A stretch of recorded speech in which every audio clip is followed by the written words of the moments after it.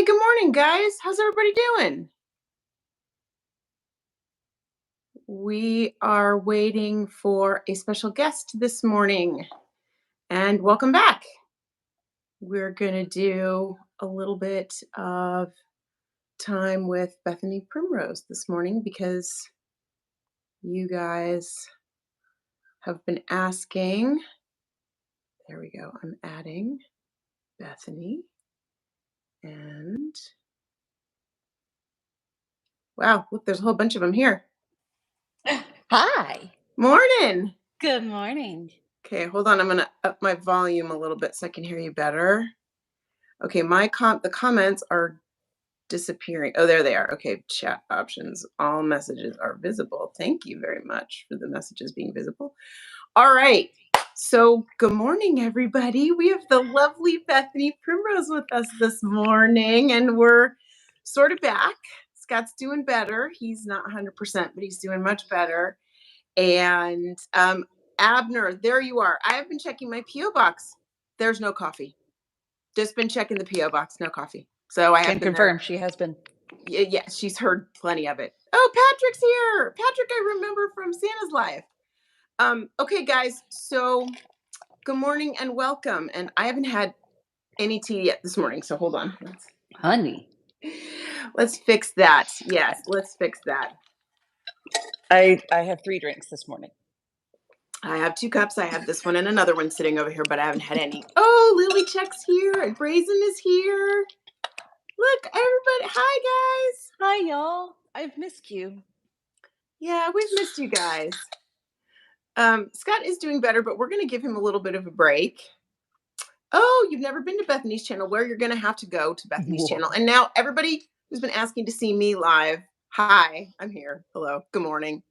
So this morning we are going to be here with the lovely Bethany, and you guys have asked a million questions live. Wow, so many people are here.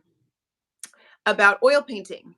And you guys know Scott doesn't do oil painting. So, oh, Nixie is here. Yay. Good morning. Thank you. Hi, Nixia. Nixie has posted Bethany's YouTube channel in the chat. So, you guys ask all of your, oh, thanks, Ash. Ask all of your questions. If you have questions for Bethany, oil painting questions, questions about canvases, questions about brush care, all those little things, all the things that Scott doesn't do.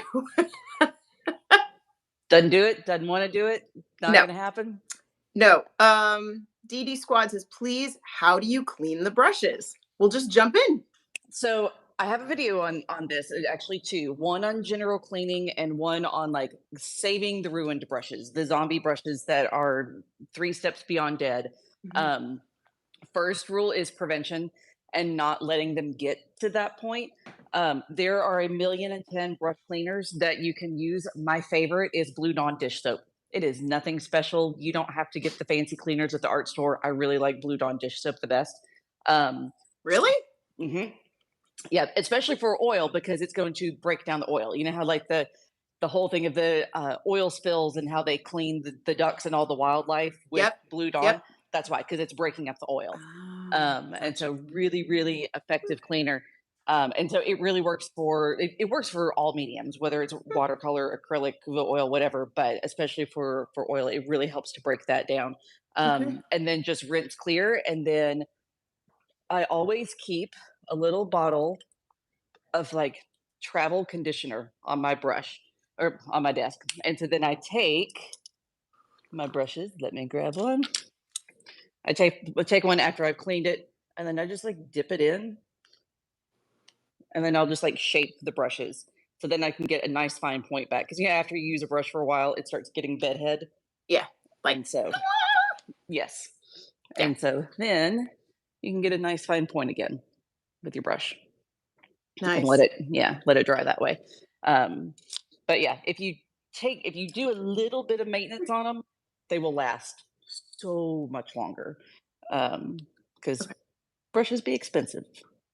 Okay, so we've got a bunch of questions. So before we jump in, I'm going to ask everybody really nicely. There's like 214 of you right now, at least that I can tell from this. I have to do the dual lives on a phone. So we are not on our desktop. We do not have slow mode on.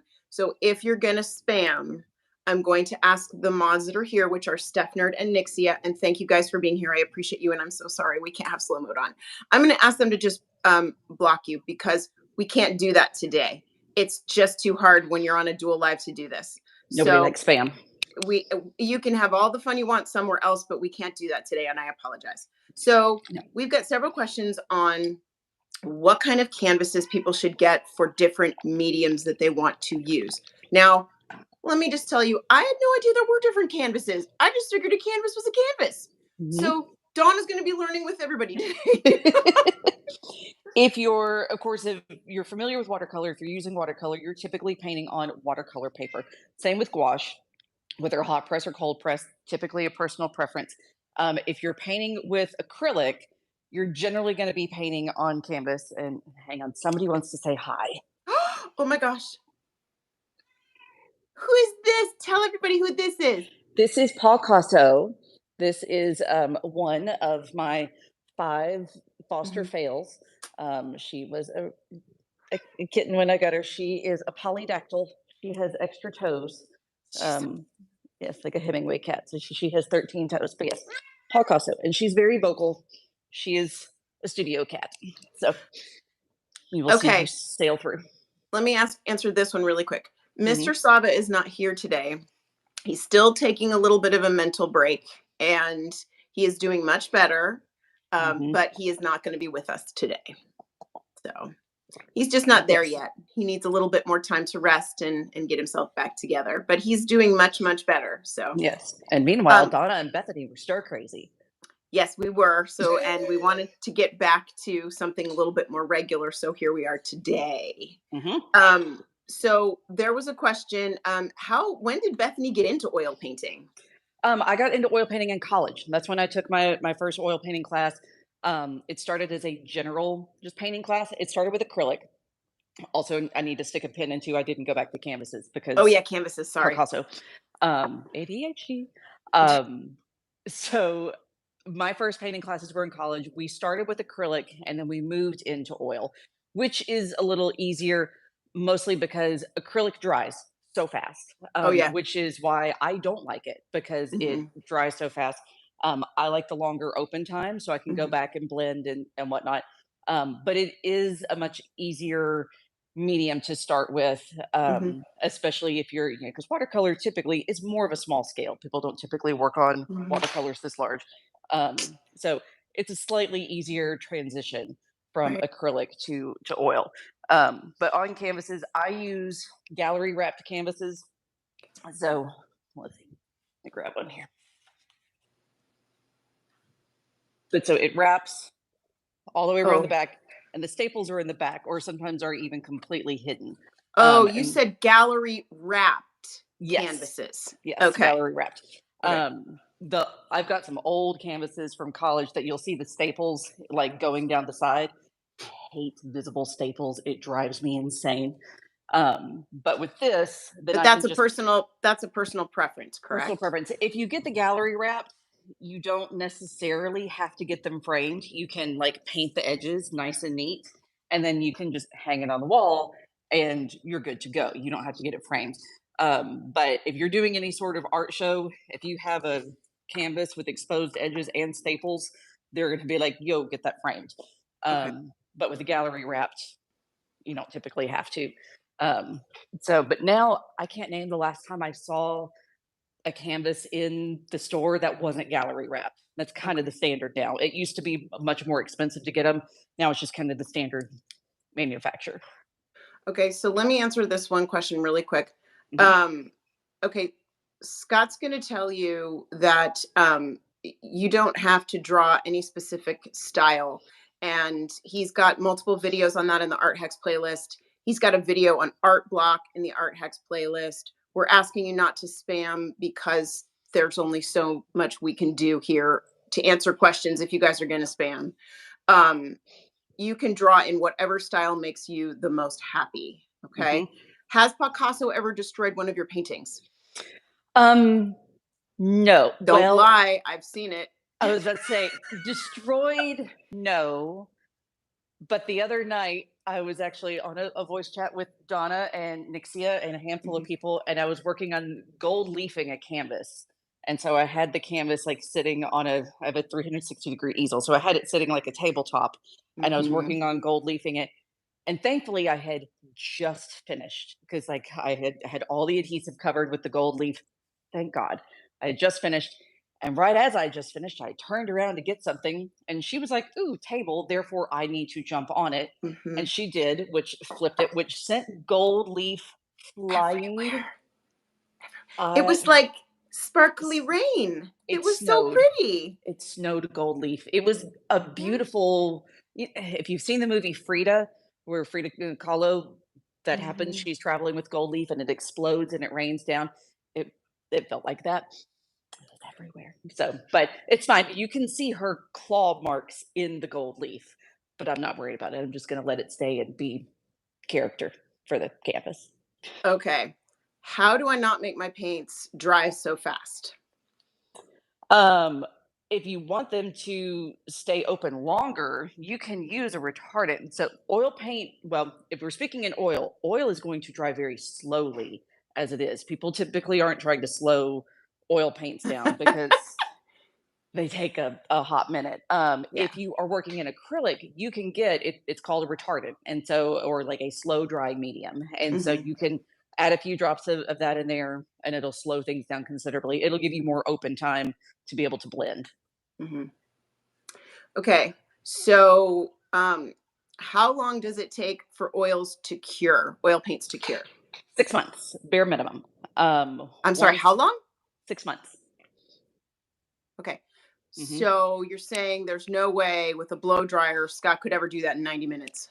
Oh, Okay, 6 months. Okay. yeah. Okay. No, Okay. and the rule for oil is fat over lean. You want to start with your very thin layers. And so, and you're using, That's another question. That's excellent. mhm, yeah. So you're going to use something. Once upon a time, oil painters used turpentine. Now we know that that is extremely toxic. That's what Bob Ross used because that's what What was was at the time? standard. Right. Yes, and it's highly suspected that that's what gave him the cancer that killed him. Um, Whoa. yeah, and so now we use it used to be the mineral spirits, and now it's odorless mineral spirits. And so this is a much safer paint thinning medium. You can Where do use you it to where hmm, do you buy that? any art store. My preference is Plaza Art. We have one locally. I love Plaza. You're Um, you're off screen. Can you just go that there you go. Thank you. um, I love Plaza. Blick also has this. Michaels. I mean, really, any art store Oh, is going to carry this. okay. So this is made by Gamblin. It's called Gamsol. Windsor and Newton makes their own version. It's called something slightly different. As long as it's odorless mineral spirits, you're okay. This is something that you can use indoors without it being toxic. Yes, ma'am. Okay. Do you have to use the mineral spirits or whatever that is that match the paint?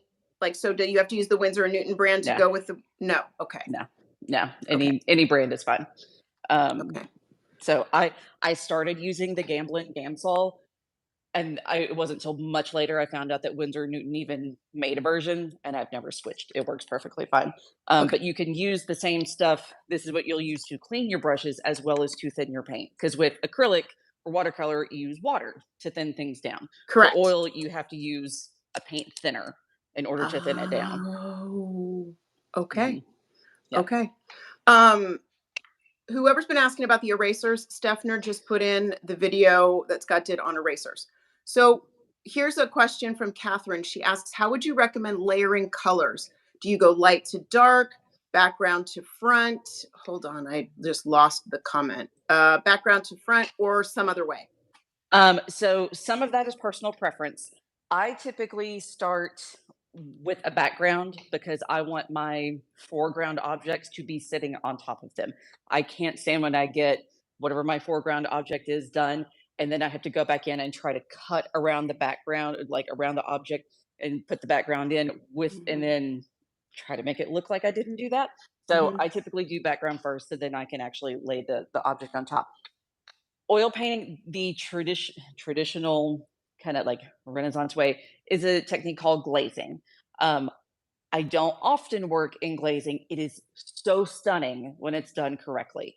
But it's hard. But that's where you do your entire painting in monochrome, typically like a raw umber, and you do the entire thing. So just like say raw umber and white, and you get every single detail in there, whole thing. Then you go back in and start like baby adding your coloring in. And so Okay. let's say it's just an apple.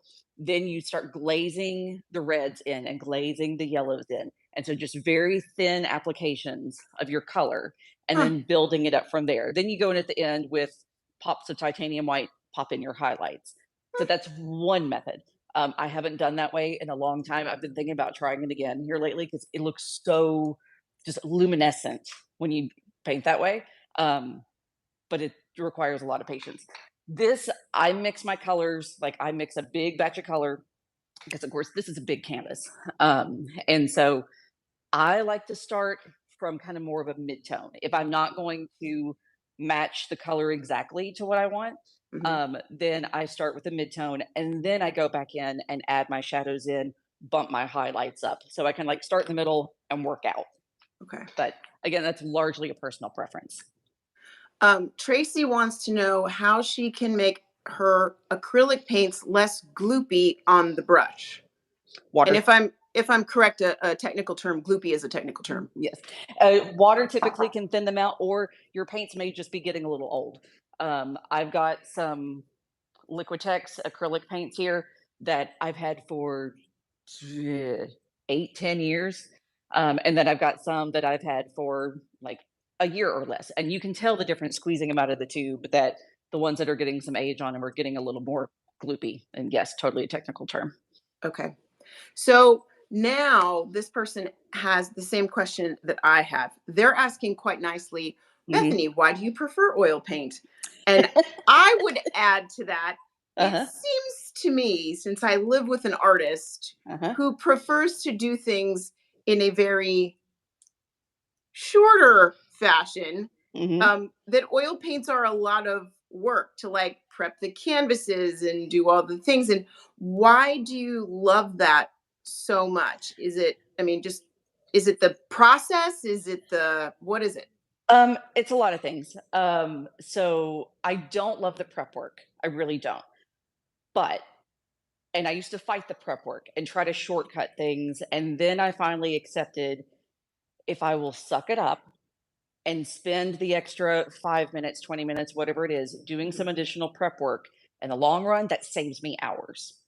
So it makes things a little bit faster. So that I've resolved that, okay, I'm going to invest some time on the front end and it'll save me a whole lot of time elsewhere. Um, as you all too well know, I have raging ADHD, medicated ADHD, and the meds don't always work that well.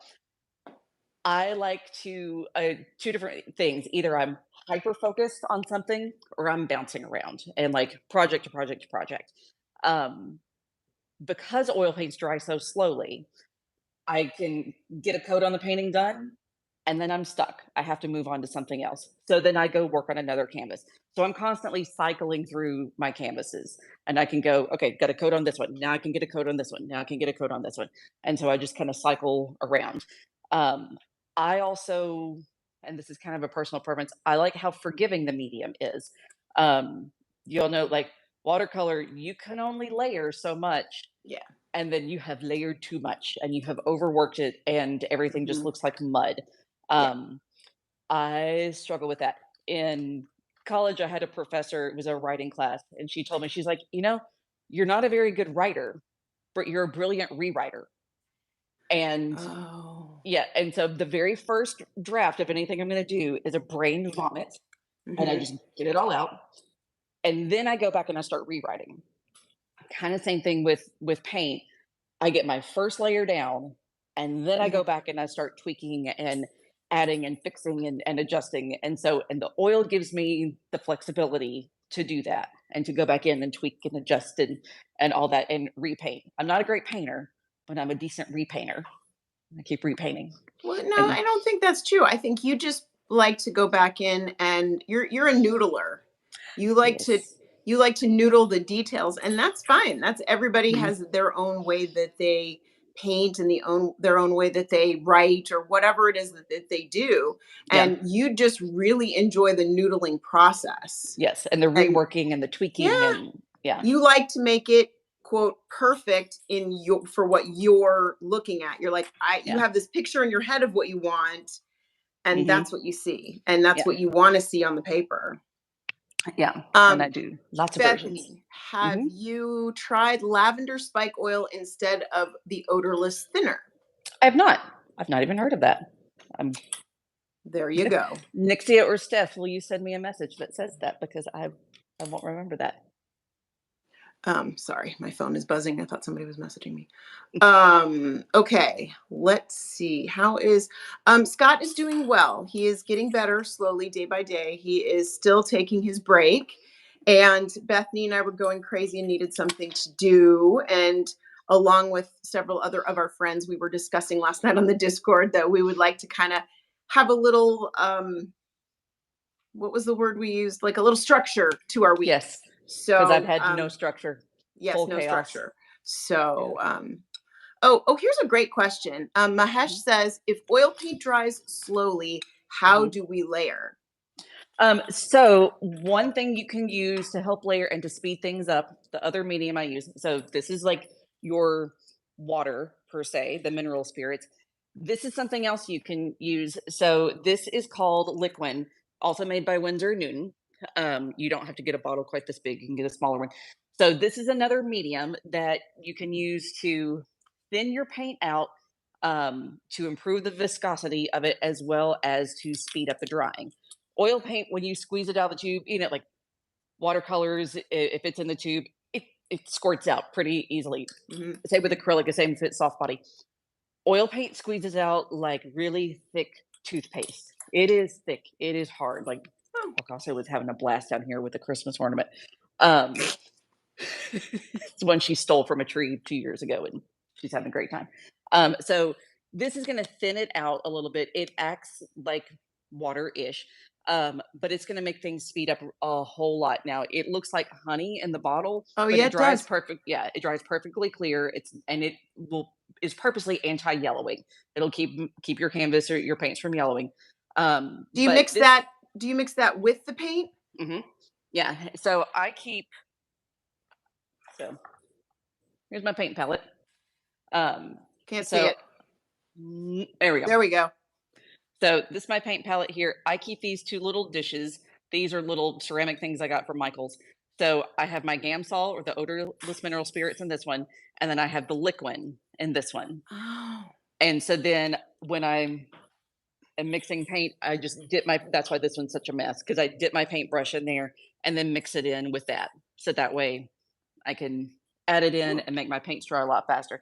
If I don't use Liquin and I'm only using the mineral spirits, it'll be a couple days at least before I can come back and add another layer. If I use the Liquin, then once I get a good solid layer, which especially on a canvas this big, once I cover it Mhm. entirely, I'm tired typically and like yeah. And then I can leave it and come back to it the next day and it's dry enough that then I can add another coat. Thoughts on Strathmore gray toned paper? It's fun. I haven't used it in a while, but I really like it. It's kind of how it said I like to start with midtones and work out, push the values either way. With the Strathmore midtone paper or any midtone, you can do that pretty easily. So you Isn't can, isn't that a preference thing though? yeah, Like, isn't the color of your paper a preference thing? totally a preference. Yeah, some people Yeah. like gray, some people like a tan tone. Yeah. Um, yeah, absolutely a personal preference. When I'm trying new inks, new fountain pen inks, I want Mhm. a bright white paper so I can see the exact color of the Yeah, ink.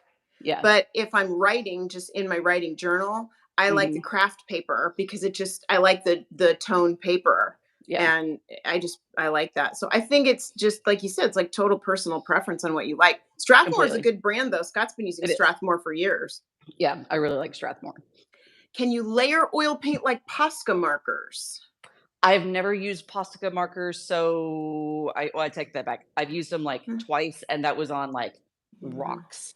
I've never used them on Yeah. paper or canvas or anything, They so would that I'm go not entirely sure. I would layer them on the stone paper. Mhm. I think the stone paper would take Posca markers, but I don't see any other paper that Scott's tried, and we have tried over the last couple years so So many many. papers. And I don't the only one I see that Poscas would even remotely layer well on would be the stone paper, just because it's not going to bleed through, it's not going to tear, it's just Mhm. it's like built it's basically built to last, you know. Yeah. So Yeah, absolutely. Kat wants to know what the best paper is for thick paint. You can get canvas paper. Um, Wait, so what? yeah, Canvas paper?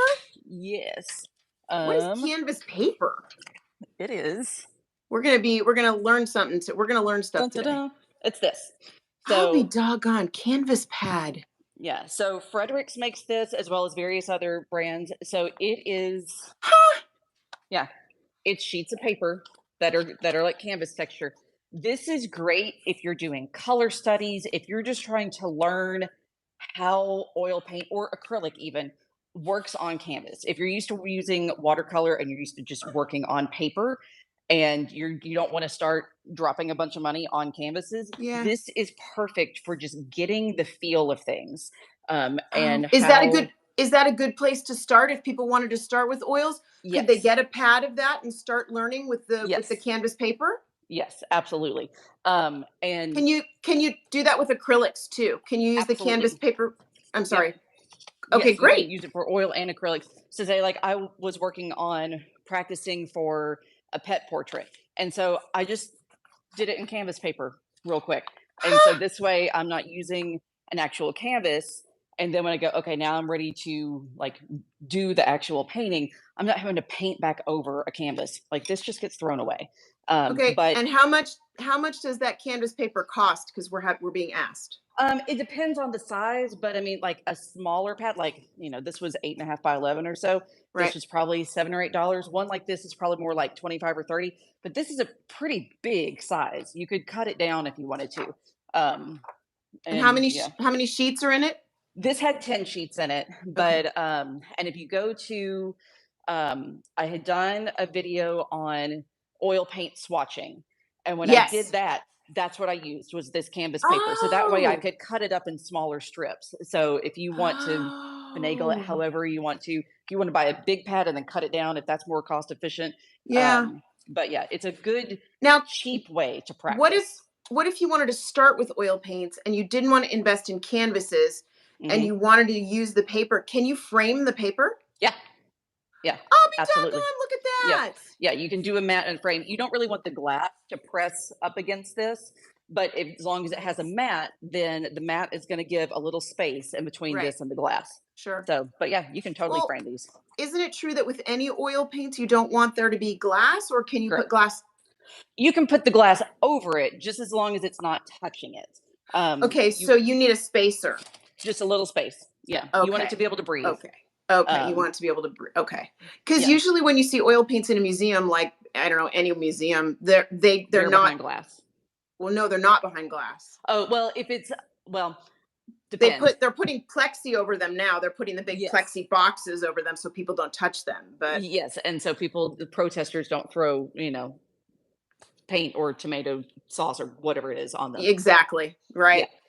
But yeah, so Rotten they're whatever. covered, so they're Mhm. safe, but it's not like pressed up against it. So that way it puts them, because especially a painting that has texture, Yeah. you don't want the glass pressed up against it. It'll, That that explains why with a couple of the paintings that Scott did that were the gouache paintings, like he did the Three Stooges in gouache, hmm and we had they're floating on yeah, the frame. And hmm so they're on little like foam or something are little raised off the risers. back, which is like a velvet back, and Yeah, they're spaced below the yes, glass. yeah, So you don't want to do that with stuff like that. That's interesting. I mm-mm. didn't know that.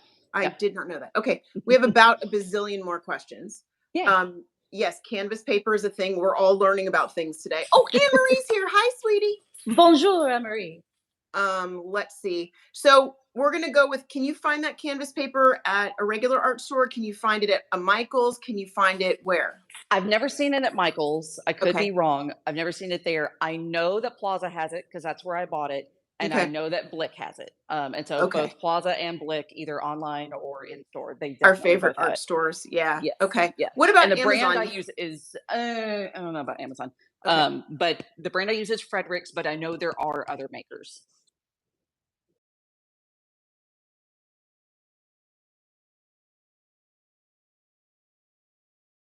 Oh my God.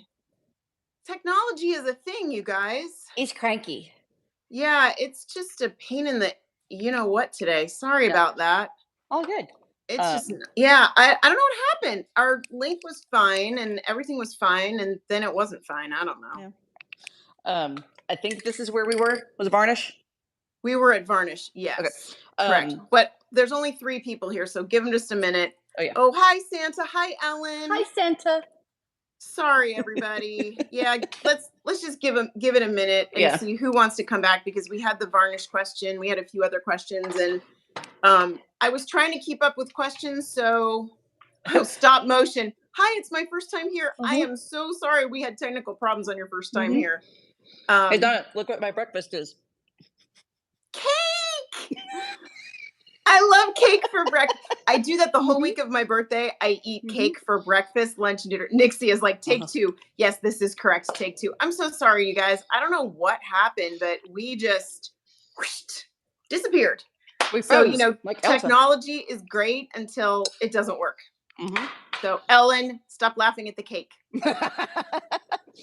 Thank you, Ellen, for getting that. I do not know what happened. I think are just some, we just get glitches. So, oh, Erica's here. Hi, Erica. Hi, Erica. She's in Montreal. Oh, yeah. I eat cake for breakfast every day of my birthday week. That's what I do. I want cake now, even though it's 5 a.m. Yep. Yeah. I mean, it's 9:30 here. It's not typically an appropriate time for cake, but it is. Okay, 24/7 is not. I mean, you can have cake anytime. I mean, cake is fine as long as you have the appropriate cup of tea to go with the cake. That's fine. I've got tea. I have Red Bull. I have water. I am. You can have whatever you want. I just have 2 cups of tea. Oh, today. that reminds me. Hold on, we're going to cup 2 now. One moment, please. Dawn has to go to cup 2. Cheers. We're going to the big cups. Okay, is Scott feeling better? Yes. Cheers. He is feeling better. He's very slow. What flavor is the cake? I don't know. I got it at Publix last night, but it's amazing. It's chocolate, and then it has 2 layers of cream in it, and then a layer of caramel something. They make the best cakes there. Oh my gosh, they make the best cakes. Santa says cake is almost as good as cookies. I think Santa would appreciate that. Yep. I red velvet cake is the best. You know what? Not a popular opinion, but I don't like red velvet cake. Sorry. I'm a chocolate cake kind of girl, and I'm not only just I'm chocolate cake with raspberry filling, and I want the jam, raspberry jam, and then I want chocolate buttercream frosting, and then I want those big roses on the top, like you've seen me eat those. The frosting roses, the big frosting roses. Oh, those are my I could just sit there and eat a bucket of frosting. Is there a cat hair in my cake? Yes. Okay. You know what? I miss having dog hair in my food. I miss that. Believe me. Trust me. Yeah. I saw a question go by of how many paintings do I have in the works right now? Yes. So I did just finish one. Like I just got its varnish coat. Don't lie to us. Yeah. So there's one that's done. So this one's about to be shipped to the client. It's beautiful. Thanks. So that one's done. In progress, we've got 1, 2, 3, 4, 5, 6, 7, 8, 9, 10, 11, 12, 13. Hang on. You guys did ask. Keep in mind, 14, 15. We'll say 15 in progress, not counting the ones that have gone to my own version of a corner of shame. But yeah. Ellen's laughing at my eyebrows. That's so funny. Hey, while we have Fiber and Brimstone here, okay, so I'm gonna just I should have brought the stickers down. Fiber and Brimstone's got a website, and she made these adorable coffee stickers. Just go to fiberandbrimstone.com and check out her stickers. I got 4 sets of stickers yesterday, and she is not happy with the quality of the stickers because all of you artists are a little more on the perfectionist side, and but I love them. I think they're super cool, and I can't wait to use them in my journals. I actually used one last night in my writing journal, so there you go. They're very Bethany, cute. which one of those is your favorite painting? And keep it clean, please.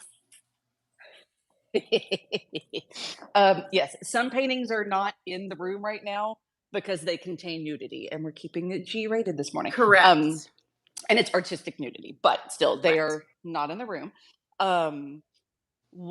This one is the current favorite that I'm working on. This is actually going to be a portrait of my daughter, and one of our other cats, Bob Ross. Bob Ross is interesting. I made a mistake when I named him.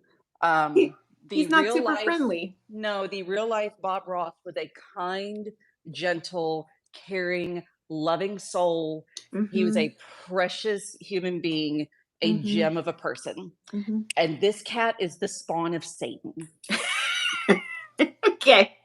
Yeah. All right. So he loves my daughter, but he hates me. Yeah. So this is the current painting I'm working on. Autumn says, "Yay, fellow ADHD brain, I see you." Felix thinks we're beautiful. We're going to take that this morning. Thank you, Felix. I love you. Stephner says the stickers look very pretty. The stickers are beautiful. I love the stickers. And Mark is here. Mark, for those of you who don't know. The wood burning Mark? Mm-hmm. Oh, Mark. Mark made me a beautiful plaque of Arwen, and from the very, very bottom depths of my heart and all of my heart, I have to thank you because it is the most beautiful plaque of her. It looks exactly like her. Both of my boys got her likeness, which is hard. Both of my boys said it looks exactly like her mom, and it resides in my office on the mantle of the little electric fireplace across from my desk, so I can see it every single day. Yeah. It's beautiful. I love perfection. It. Yeah. It really is. Yeah. Do we like ice cream cake? Yes. Anything with the word cake in it is usually pretty good for me. I mean, I don't have a problem with that. I like cake. I have talked with a whole lot of people all over the U.S. planet and have not heard of Publix until today. Publix started in Florida. It is a Florida grocery store, and it has moved up through Georgia and the Carolinas and up here by us. And it's a great grocery store. It's very, very, I don't know, their bakery's good, their deli's good. It's just a good grocery store. Anyway, do your customers generally need to wait the 6 months for the art to dry? Genuinely curious. Yes, they do. And that's something that they know up front. Wow. Yeah. Really? Yes. That when they order it, they're probably not getting it for 9 months because it's going to take me 2 or 3 months to paint it. And of course, they send me photo references because for this one, they sent me 2 pictures. One, they liked the pose, but the actual there was a filter on the photo, so the coloring of the fur wasn't correct. So they sent me a different picture so I could get the coloring correct. But then it was a picture that just been taken in their bed, and instead of their bedroom wall, they wanted kind of a galaxy sky, and then we put the constellation for Canis Major in the background. Oh, that's so sweet. Yeah. And so, but it was a lot of talking about it beforehand, figuring out what we were going to do. I made a sketch, sent them the sketch, made sure they were cool with it, then started painting. And then once it's totally dry, and there's a couple different ways you can test it to know if it's dry. One's the fingernail test, like you try to press your fingernail down into it. If you don't see a dent, then it's typically dry. So fingernail polish. Yes. But then, then also if you take a Q-tip, cotton swab, and take the mineral spirits, the paint thinner, and rub it on it, if it is still the least bit wet, you're going to pull paint back off. Once it's fully dried and cured, it won't come off and it'll stay there. So then you know that you're dry all the way through. Yeah. And then you put Then you put the fixative over it. Once it's fully dry, you put the fixative over it? Then I put the varnish over it, yes. Varnish, And I'm sorry. no, Varnish. you're fine. So it's not called fixative when it's oil, it's called varnish. Yes, so when dry medium stuff, it's fixative. And so you're just fixing the graphite in place. Right. So for oil, use varnish. Acrylic too, you can use varnish on acrylic. So I have so many, and there's more over there, because there's different finishes. So you know how a lot of people like a high gloss or a semi-gloss or a satin or a matte. That's why there's so many, because there's different finishes. Okay. Yeah. So like, wait, I have another question.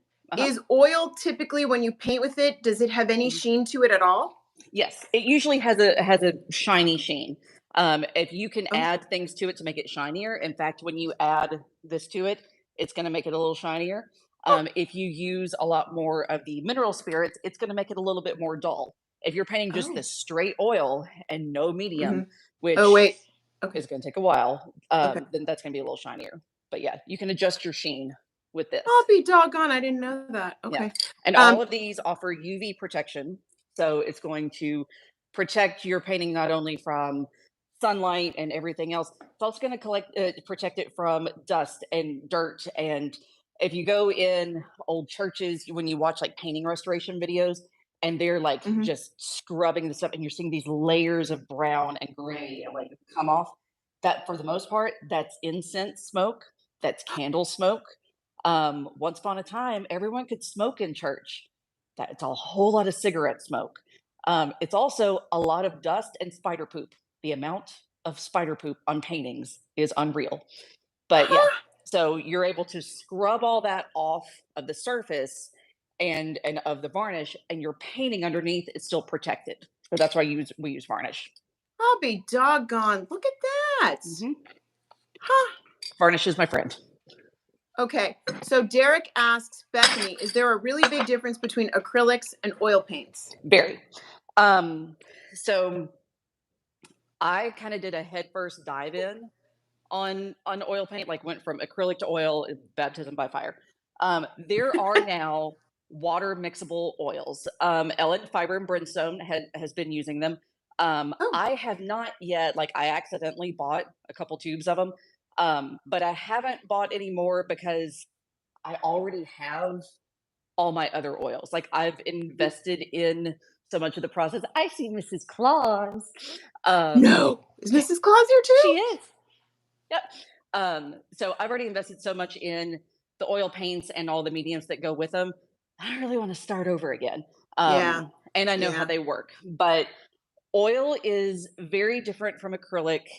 But when I was very first trying to work with it, I was trying to make it work like acrylic.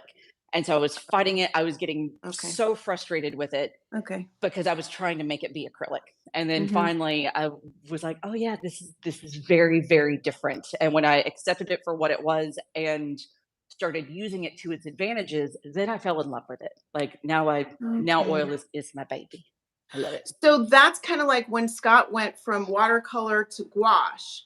So the mediums are just it's a completely different feel. Totally, it's a completely different prep time and prep work. Everything's different. So when you learn how to do something new and you start dabbling in it, maybe you figure out that this is something that you like or this is something that you don't like. Yeah. Yeah. And I like gouache. Yeah. Gouache is what I typically say is my second paint medium.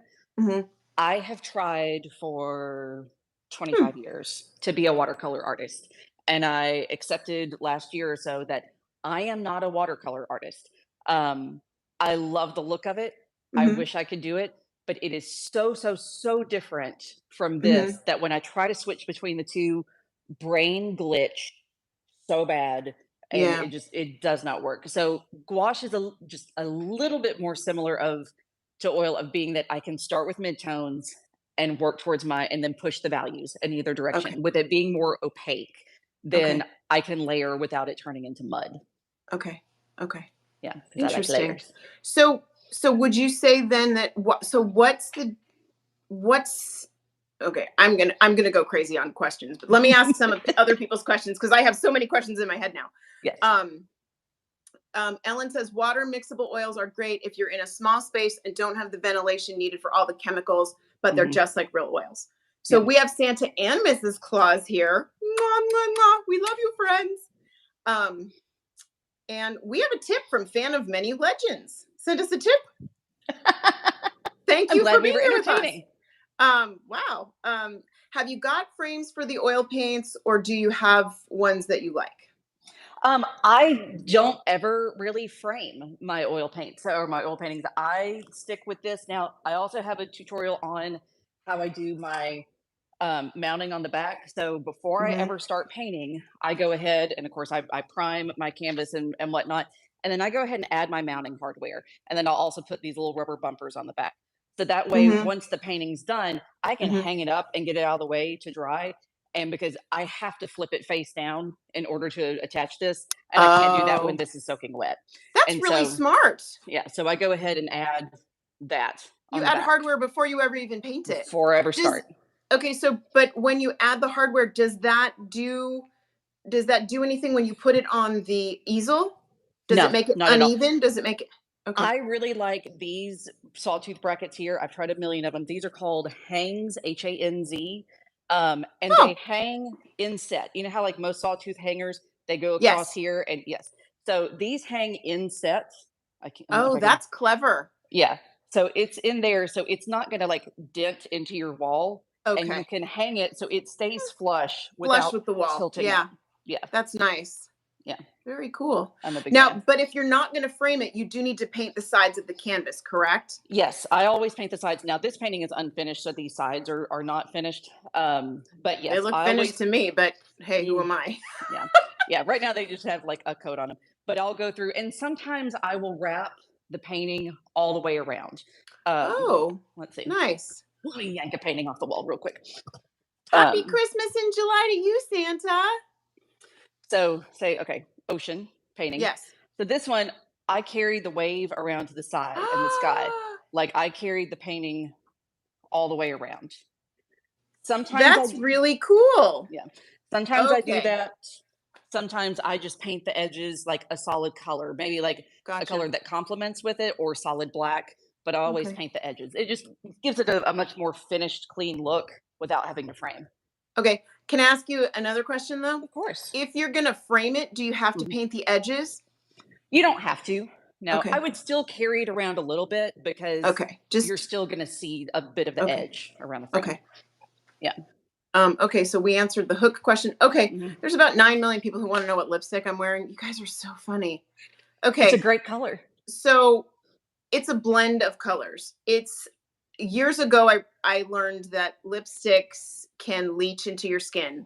So there's a company called Color Organics, COLOR, and then Organics. And they have hemp-based lipsticks and lip liners.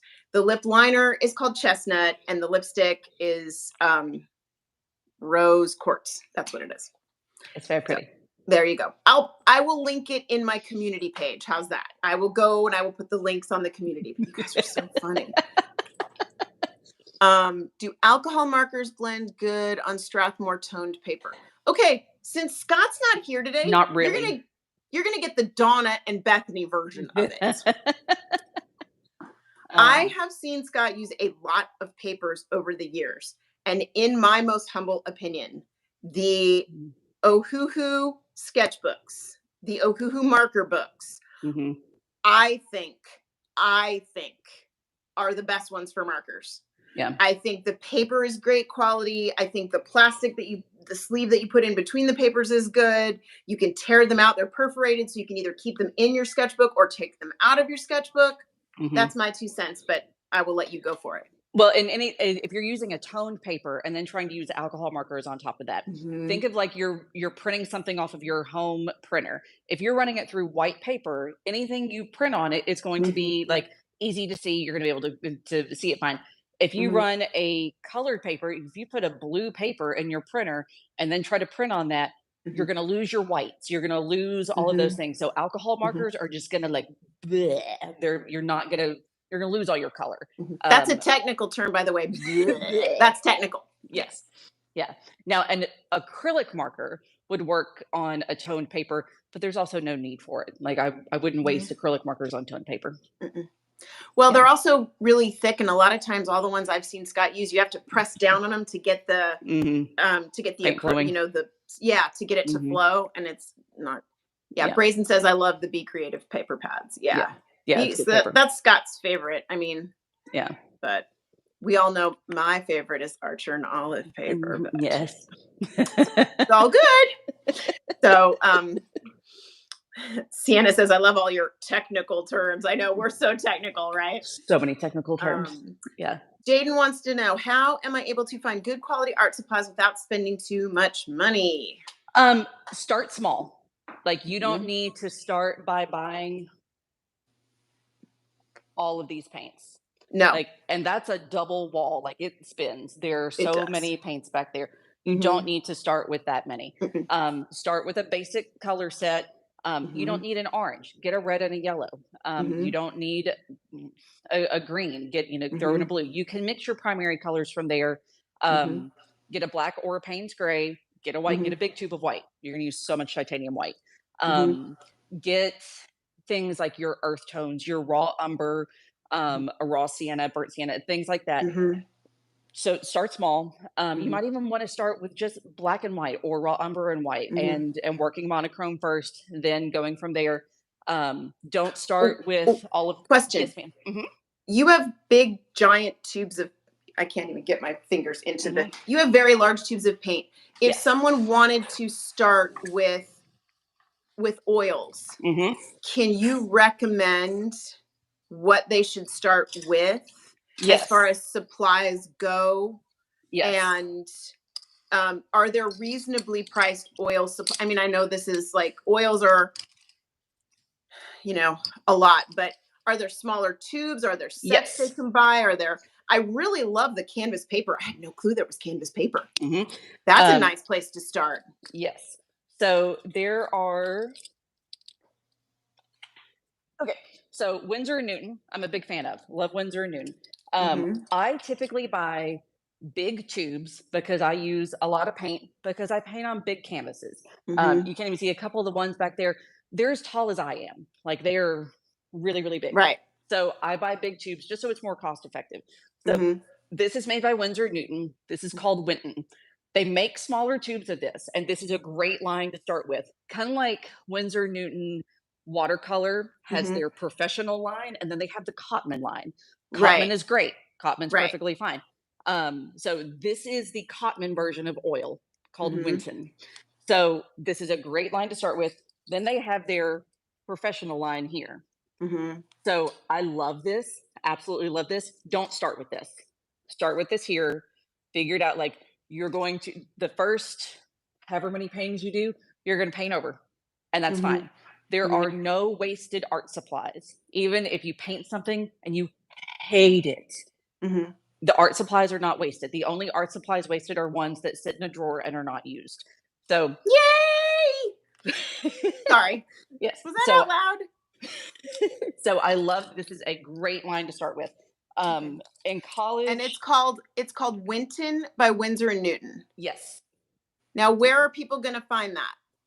Michael's has this. Plaza has this. Blick has this. Michael's has it. So if you're in the States, you can. And do they ever? Does that ever go on sale? Sometimes. Yeah. Every once in a while. Can you use coupons with it? Maybe. Yes, you can. Okay. You absolutely can. This is what I started with in college, gambling. This is a great line, and I love it. Oh, hi. Someone wasn't getting enough attention. I love this. I did not know enough to appreciate this in college. This is a professional line, but this is what our professors had to start with.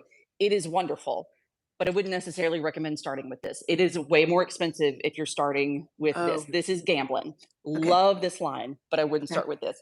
Now, the paint that I use now, and I'm still using up like my Winton stuff.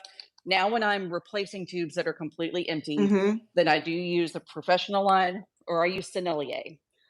This little tube is more expensive than this big tube. Oh, the Sennelier, that's the stuff from France that's the ridiculously expensive, like $4,000 for a tube of paint. I'm joking, it's not that much money, but it is expensive. This tube here was $16, $18 for I mean, this is a sizable tube that will last years and years and years. This tube was 40. Yeah. Yeah. But that's the difference. So now someone asked, I couldn't have appreciated this before. Have you done your own light fastness test like Scott did with the different watercolors and the markers? Have you done a light fastness test with oils, or is that even necessary with oils? I haven't done one because all these companies have done it for me. And one of the reasons why, say, like, remember when Scott added the Hemi to that? Because Hemi doesn't have a light fastness rating published.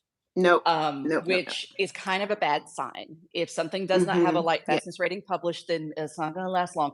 Crayola, they're going to fade right off the paper. We saw Crayola. Yeah, they're not going to stick around. They're good for they're good for what you use them for when you buy the beginner stuff. But if you want something to last longer, and also don't you think too, because oils have been around for so long that of course they've done the light fastness test. But things like acrylic markers are fairly new to the art world. Oils have been around for thousands of years, but acrylic markers are fairly new. So they haven't done any of those testing with it because they never, thought, oh, people would like to use this long term or something. And alcohol markers fade right off the page. They do. Like they're not light fast. And I hate that because they're fun to use. They're a really fun medium. They don't survive. No, they don't. It's interesting too, because there are actually notes on some of the fountain pen inks. And I know I'm kind of switching, but it's like just a different medium that it's, not to leave certain things, like the ones that have a really high sheen. Don't leave these in the sun because they'll fade. Don't even leave the bottle of ink in the sun because they'll fade. And that I found interesting. And that was just by random discovery. And you're like, that's why so many ink bottles are packaged in dark bottles. Dark bottles. Oh, that's right. Yeah. Yeah. Okay. So blah, blah, blah. I saw a question asking if I have a cat tutorial. I don't yet, but that is on the list. These are the planned videos upcoming of so tutorials many videos and stuff. So so cats and dogs and animals in general, like animal hair and all that, are planned. Yeah, and Santa says thanks to Steph and Nixia. You guys are the MVPs today. Thank you for corralling the chaos that is today. Yes. We greatly appreciate it, and thanks for putting up with the technical difficulties that we have had this morning. Are the tubes of oil paint cheaper than the glass containers of it? I've never used the glass containers of it. That's a good question. I can't name a store I've been in that even carries glass containers of oil. Yeah, I would think if it's in a glass container, I would think the top would glaze over and dry out. I've never seen paint, and I've been in a lot of art stores across this country, and I've never seen paint in a glass container. Oil paint, watercolors I've seen in little, mostly inks and things that are much more water soluble. Yeah. I've seen in glass containers. I just saw, do I have any pets? Yes. That is one of 5. Yes. Picasso is one of 5. Yes. Really, Archer Nolde, I never would have guessed it. Yeah, Archer Nolde, you're funny. Okay, so I'm going to suggest to you a video of beginner oil supplies, because I think a lot of people here would like to try oils. You mean the list right here? Yeah, there you go. So there you go. That's good. Because I think, it's interesting because you come on and you watch Scott and you see how he has his travel journal and he can take this little case with him, but that's not the way it works with oils. It's not. So no. I'm going to ask, what do you do when you go places like Venice and you decide you want to do some oil paints, and you're, say, bringing a sketchbook to Venice, but you don't necessarily feel like you want to sketch, you'd rather go home and do oil paints. How do you address that? So I wanted, when we went to Venice in October, which was so amazing, like perfection. I wanted to bring my oils so bad, like so bad. Yeah. But I was already overpacking as it was, and She did. She's so overpacked. It was yeah, ridiculous. yeah, I very much overpacked. And Mhm. so I accepted that I can't bring oils too. There's no way. Mhm. And so I knew I brought gouache and I painted in gouache while I was there. So that was good. For the most part, I did sketching, and Ellen can attest because Fiber and Brimstone, she went to Venice Mhm. a few months after we did. Correct. There is so much to see. There are so Yeah. many stunning. You look at one scene, like you cross a bridge and you're like, oh my god, that Oh, canal, it's ridiculous. that's the most Ridiculous. beautiful scene I've ever seen in my life. Mhm. And then you round a Yeah. corner and you're like, nope, that's the most beautiful scene I've ever seen in my life. Round Exactly. another corner. Nope, Yep. I'm wrong again. Like Yep. everywhere you look is so Yeah. just mind-blowingly beautiful. Mhm. Um, it's too much to take in and try to capture right there on the spot. So I did a lot of sketching. I did some painting. For the most Mhm. part, I took a million pictures, like Mhm. because I knew like now is my chance to get my reference. And Mhm. so I just took a billion pictures. And so came home. I'm just now starting on my oil paintings from Venice. Mhm. So I just got And the it's canvas been going 9 since months. October. Yeah. Yeah, 9 months. Yeah. Yeah. So wish I'd started on a bit faster, but I just went through the So pictures not that long ago so and chose did them. you do anything and I know you had a sketchbook because that was there, but Hmm. did you do anything? Did you make any notes about places that you might have wanted to do bigger paintings when you got home? Yes, I knew that I didn't care to do um, the big, like, I don't care to paint a scene of San Marcos Square. I Mhm. don't care to paint like just the big, long, like monstrosity of Doge's palace or Right. basilica, things like that. I like the smaller scenes. So say like Mhm. the small little canal or this like one smaller shot of the Bridge of Sighs or Right. things like that. Right. Or like a So little back alleyway or yes. something. Yeah. Did you make any notes of that? I'm just trying to kind of give people an idea like oils are not Mhm, something you're going to pack up and travel with. mm-mm. Not unless you're So, doing an extended thing like that you could be somewhere for months, really. what's your Um favorite color? Tell everybody real quick. That's the thing. It depends on what we're talking about. Like for my hair, purple. For my Yeah. walls, gray. To wear, typically black. Um, Yeah. it yeah, it Actually, depends. black. Yeah, yeah, yeah.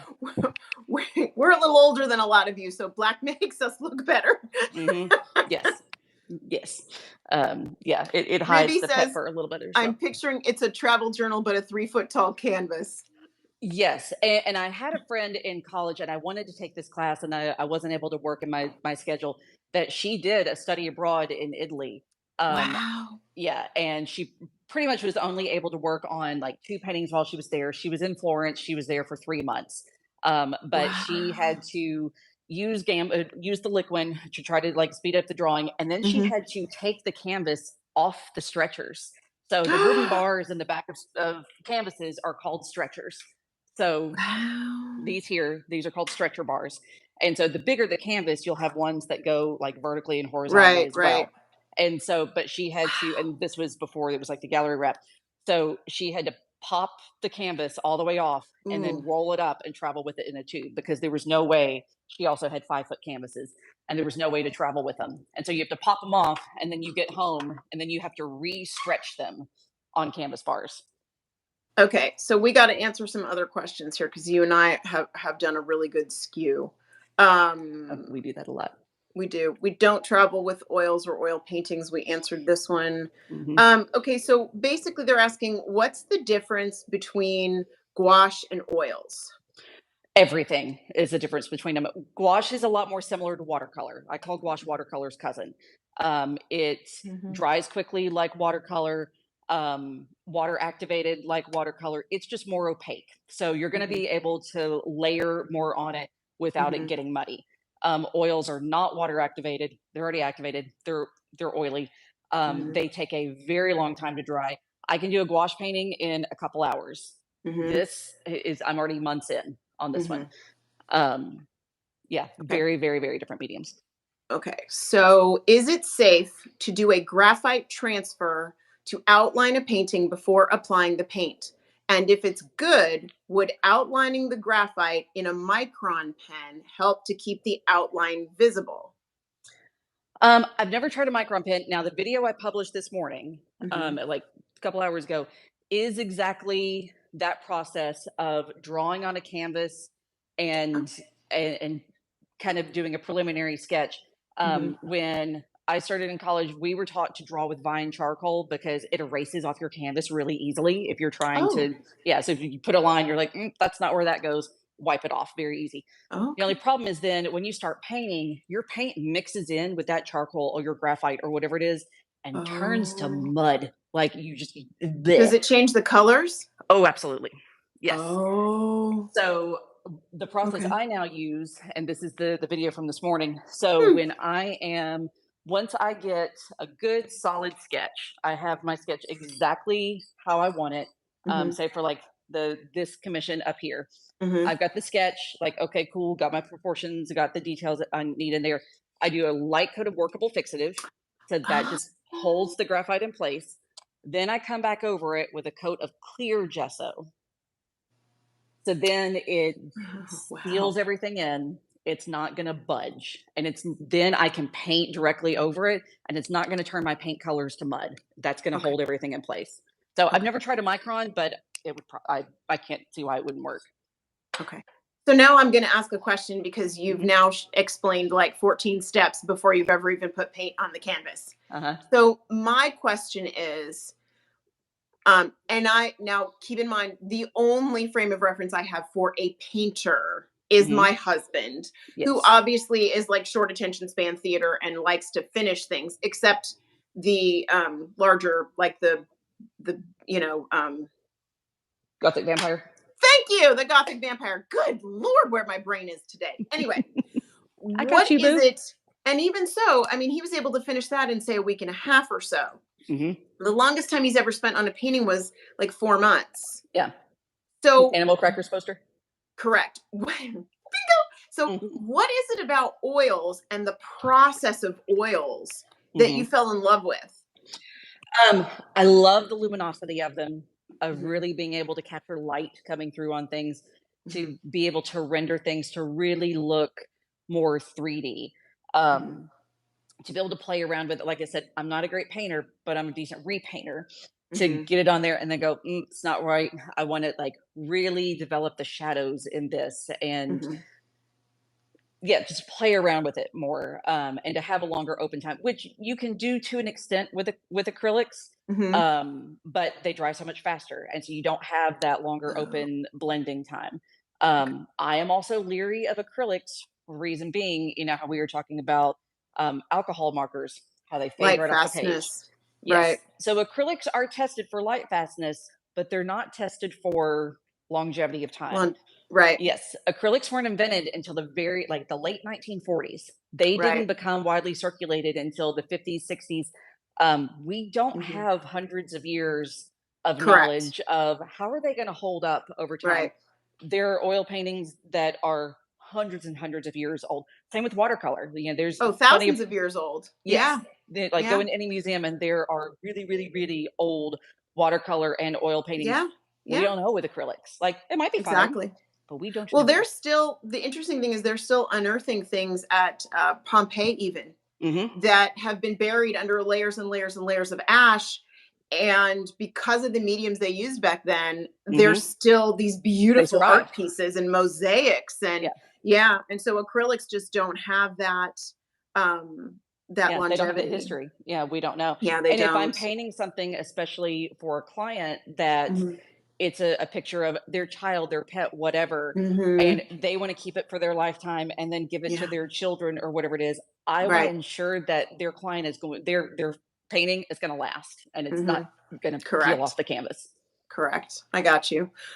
Let's just answer. Scott is doing much better, but he is not 100% today. So we wanted to kind of come back and add a little continuity to our weeks because we've missed being with all of you. So I'm here Missed today, y'all. and because you guys over the last I don't know, 2 years, as we've done all of these different mediums, you've had questions about oils. So I'm here with our resident oil painter, Bethany Primrose, today, and we are answering questions about oil painting because, Mhm. well, I don't paint with oils, and Scott doesn't paint with oils. So here we are. We have asked if Bethany has tried the water soluble oils, and she has not. Yeah. Fiber and Brimstone has tried those. Yeah. Let's see. I just started oil painting. I want a loose style of painting, but it somehow becomes a tight painting. Do you have any advice? I struggle with that as well. I tend to be a very tight painter, and if I'm working on a portrait commission or something, then it's tight because the client wants the likeness of their beloved, person, pet, whatever it is. When I'm not working for a client, I can loosen up a little bit.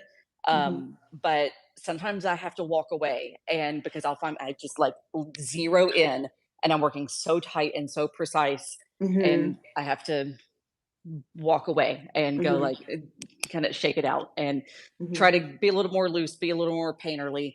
But yeah, I struggle with that as well because I try to get so precise on anything that sometimes you forget to loosen up and let it look like paint. Who is your favorite artist? Oh, I love Artemisia Gentileschi. I know. Yeah, I love Lucian Freud. And some artists I don't like their style, like Margaret Keane. I don't like her style, but I love her story. There's a lot of artists like that their style may not be like my favorite, but they have such an interesting story. But yeah, that's a few. Lucian Freud for his figurative work. It's beautiful. And that's a great definition of a very loose painter that I wish I could be more like. Yeah, we do love our mods today. They are heroes. Is it true that flash photography ages paintings? Yes. It is an artificial light that is very harsh. And especially, I mean, a random picture here and there with flash photography, it's not going to be that big of a deal. But if you go somewhere like, MoMA or the Louvre or Sistine Chapel or something like that, that's why they say no flash photography. Because if you can imagine that many thousands of strobes a day hitting that would destroy it. Yes. We have a question asking if the writer's strike is affecting Scott with his next movie. No, money is affecting Scott with his next movie. When we do our films, we are an independent production house. So we are not bound by the same rules. And if you look at the SAG-AFTRA and the Writers Guild websites, they are striking against a specific group of people, and that is the studios. So it does not affect independent productions. We can negotiate contracts separately and individually. And wow, I sound like I really know what I'm talking about, don't I? Well, because you do. So, yeah, well, anyway, so that's that. But we may have some, we are still working on a lot of things and trying to get that moving forward. Let's see, everybody's talking about time zones. Yes, Scott is taking a break. He has had some health issues that he is addressing and dealing with, and he is feeling better. But he is not here because he doesn't want to be here right now, and he needs to take care of himself. So burnout is real, y'all. Yeah, you guys, mental health is a thing, and physical health is a thing. And if you don't have your health, either or, you don't have anything. So we're letting him take 5 minutes and just rest. And he's been doing lives and everything else since 2020 when we all went into lockdown, and he's a little burnt out. I mean, he's not a little burnt out, he's a lot burnt out. So, and he wants to feel the joy to paint again. And so he's just taking some time to rest and feel better. And he's doing that a little bit at a time. But thank you for asking, and thank you for caring about where he is. I appreciate that. Does the canvas paper need to be stretched? No. And that's something that typically if I'm using canvas paper, I'm using it for practice, preliminary studies, like that sort of thing. I think I've maybe framed one canvas paper thing. You can, like, people frame canvas paper all the time. I typically don't, just because I'm using it for practice, but you usually will just leave it on the pad, or if you have something like an art board like this, you can tape it down to that just to like hold it in its place. You're not really going to be able to attach it to an easel well unless you tape it down to something like this and then put it up on the easel. But as far as official stretching, you don't have to. Okay. Do you have any pieces in a museum, temporary or permanent? No. Typically, most of my paintings are either things that I've done like for myself, like this painting will be for myself, and then various others, like the ones that are on my wall over there, those are for myself, or they're commissions. So the person that commissioned them owns them. Do you have any tips for capturing a likeness if you're drawing or painting a specific person or character? Photo reference. And every once in a while we get questions all the time of, is photo reference cheating? It is not. If you look up like Disney photo reference, Disney, like the animators, they use photo reference for everything. When they were making and animating Alice in Wonderland, they had a little girl come in this Alice in Wonderland dress. Correct. And reach up and crouch down and all the poses so they could get her reaching up to get whatever it was, crouching down to crawl through the hole. They needed her to take pictures of so that they could use that reference in order to illustrate from. I worked at a poster shop called Hat Show Print for a while, and famous poster shop. It's an amazing place. Yeah. We got to collaborate with Disney Pixar for a project. We were making promotional posters for them for Finding Nemo. And when they contacted us, they're like, hey, we want to make these posters. They're going to be gifts for whatever. And the photo reference packet they sent us was monstrous. Not of just, here's Nemo, here's our version of a clownfish. Here's all of the hundreds of pictures of clownfish, of real clownfish that we sourced from. Like, we got this pose from this photo. Real artists use photo reference. Otherwise, your brain is trying to make up details that you don't know what they are. And that's when you're going to get wonky things. So, yeah, look at your photo reference. When Tony Bancroft was doing Mulan, and when he was doing The Lion King and various other things that he had done, they actually sent them to zoos. They sent them to China. They sent them to Africa. I mean, not Disney, of course, has an unlimited budget, so they can send their animators there. Yeah. But they go there specifically to draw and learn the flow of how things work and how the animals look and how things are, so they can draw them realistically. Yeah. As realistic as you're going to get for a cartoon situation. Photo references is everything. I mean, you guys, you're going to go to the Sistine Chapel. They used photo reference. It's not cheating to use photo reference. None of this is cheating. No. And if you can't find the photo reference you want, make it. That's when I borrow friends. I'm like, hey, need you to pose, face this way, tilt your head up. Like, I get them to pose. I'll put a cape on them. I'll put whatever costume thing it is on them. Hold your arm up. Hold this. Like, I've worn a cape. Yes. Yep. We own a cape. So there you go. Yep. Got a few in the closet. Yeah, got plenty of those. Yep. Got plenty of those. Yeah. So whatever the props are, if you need someone holding a particular whatever, put that item in their hand and take a picture of it. Here's our favorite. Bethany, is tracing an image to capture a likeness considered cheating? No. It's not cheating. However, I will add this asterisk on it. You're going to, yes, trace to start out. So you can make sure, yes, I've got the jawline right. The nose is where it needs to go, but also try drawing it on your own. If you rely on tracing, which is fine to do periodically, especially if it's, for something you need it to be very tight, but also try drawing it yourself. So when you're in a position where you can't trace it, you get that muscle memory. You learn how to make those brain hand connections. So do both. I'm a big fan of doing all the things. Okay, we've got some canvas questions. Do you recommend having a base coat before sketching out outlines in pencil for paintings in general? If so, how do I choose which color to use as the base? I gesso all of mine, and actually I've got a video on this too of how I prep my canvases. So when I very first get a canvas, when I very first get a canvas, I do a coat of gesso, I sand it. I do another coat of gesso, I sand it, and then sometimes a third coat. I like a really, really, really smooth canvas. I like the paint to flow across it easier. Some people like a more rough canvas. They want the paint to grab on to the canvas fibers and to have a more like painterly kind of chunky impasto look. That's Mhm. fine, personal preference. So, but I like mine to be pretty smooth. So I'll do 2 or 3 coats of gesso and sand it.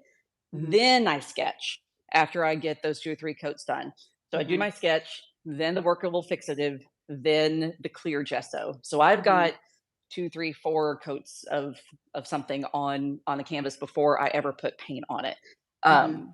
But a charcoal pencil is going to go on a little easier than a standard like graphite mechanical pencil. You're going to be able to Mhm. see it a lot better. But Mhm. if you need to erase, the charcoal pencil is a much harder to make it go away. But any like I use a big chunky white eraser, to you're not going to hurt it. Once you've got all the gesso Hmm. on there, and if you need to erase, you're not going to hurt it. It's fine. So you're gonna when you do all the prep and everything Mhm. else, then you can just sort of treat it like a piece of paper at that point. Yes, then your canvas is protected because if I've got Ah, 2, 3 coats of gesso on here and okay. I'm working with a mechanical pencil, which is a great deal sharper, Yeah. if my pencil lead breaks into it, it's fine. It canvas knows no different. I'm not hurting it whatsoever. Cool. Okay, Yeah, well that's I'm good not to going to poke know. a hole through it or anything. Yeah. Good to know. Okay. Hmm. So there was another question. We're going to answer like maybe two more questions and then we're going to go and I'm going to refer you guys for all of the other questions. I'm going to refer you to Bethany's YouTube channel. She's uploading all sorts of tutorials about we've got brush care, she's got prepping canvases, she's got swatching your paints and she's got so much stuff going on and everybody that's saying that they want Scott to feel better. Thank you so much for that. We really appreciate that. And I know he's feeling all of your good vibes. Um, if you're going to use oil paint over a Hmm. sketch layer on a canvas, what Hmm. medium do you recommend using for the sketch? Like what type and brand? I typically just, well, as far as the sketch, I'm just using literally any pencil. And then once it's sealed, whatever your medium, if you're sketching that, yeah. And if you're doing acrylic, same thing. Once Mhm. you're sketched and it's sealed, you're good to go. Okay. Um, really, anything is fine there. Okay. All right. Can gouache go on top of acrylic? No, I mean it can, but it's not going to stay there. I think Um, people are asking, I've seen a lot of questions about layering different mediums. mhm. And I don't think it works that way. I think you can layer like I don't So even know. oil can go essentially on top of anything, but Mhm. nothing can go on top of oil. Okay. So if you want Okay. to do, I sometimes I'll do this, especially if I need to work super fast. I don't prefer to do it, but I can. If I go like, okay, I've got this commission and it is a rush job and I need Mhm. to churn it out fast. I'll do my first layer, especially if I've got big chunks of color. If I got a sky or I've got a big chunk of grass or Mhm. whatever, throw a layer of acrylic on there for that first big, chunk of grass or sky or Mhm. whatever it is. Then I go back in with the oils on top of that. Oil can Oh, always go on top of acrylic. okay. Not my preference, but you absolutely can. It's safe.